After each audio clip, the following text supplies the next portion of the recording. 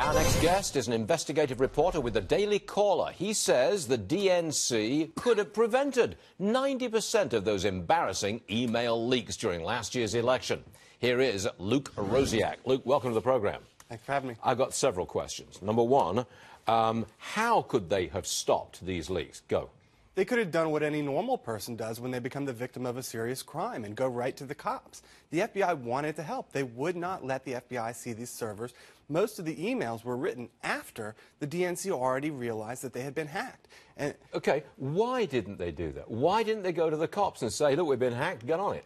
it's certainly not consistent with what they're telling us now, which is this is an assault on our democracy. It's the worst thing that's ever occurred. If this is so serious, then why was your reaction at the time what Donna Brazile called so casual? We just don't know, but they were casual about the whole thing. This is revisionist history after the fact to say this is such a big deal, and they responded like their hair was on fire. When it happened, they didn't care. Well, but were they, when it happened, they didn't go to the cops and say, hey, investigate. Right. Was that because they wanted to cover up some other emails, do you think?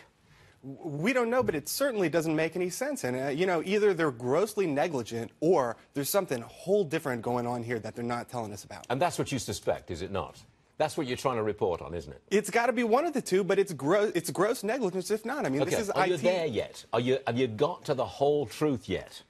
There is so much there to be peeled back. It's revisionist history what they're presenting us. This notion that Russia, it's serious, they've been responding swiftly. Debbie Wasserman Schultz was told by the Capitol Police after the DNC leak that her congressional IT guy was a suspect in hacking, and she didn't fire him. She kept him on staff for 6 months. This is a criminal suspect in a cybersecurity probe, and she kept him on staff. How is this the reaction of a person who has proper IT practices, who takes IT seriously? None of it makes any sense.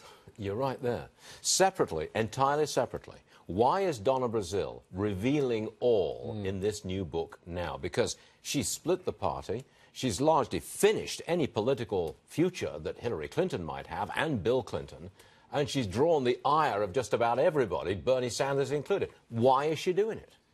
Well, obviously, you have to take it with a grain of salt, because this is someone who did misrepresent those emails. Donna Brazile herself claimed that the emails were not hacked; they were falsified, and that's not true. I proved it using computer algorithms, and she continued to say, "Oh, these emails, you don't know, maybe they're not real." So obviously, you got to take it with a grain of salt. But I don't know why she would reveal everything like this. I mean, if she's in a difficult position, and she is, why reveal it? Well, certain truths have to be told, and the Democrats are so obsessed with identity politics and ad hominem attacks that a lot of us have been talking about these problems with the DNC and with this kind of stuff forever. And they say, well, it's a Republican attack, you know, it's partisan. And not everything is partisan. Sometimes you need an honest assessment. And it's funny how when Donna Brazile says the same thing that other people have been saying for a long time, suddenly it's taken more seriously. So she's opened up conversations that do need to be had, and I think she knows that the party needs to have these honest conversations. Okay, so it's for honesty and openness you did it, you think? And the book advance.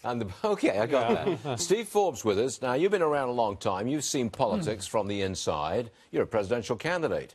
Why do you think Donna Brazile spills the beans like this? One, she knows that the establishment's not going to have a role for her anyway, and so she writes her memoirs.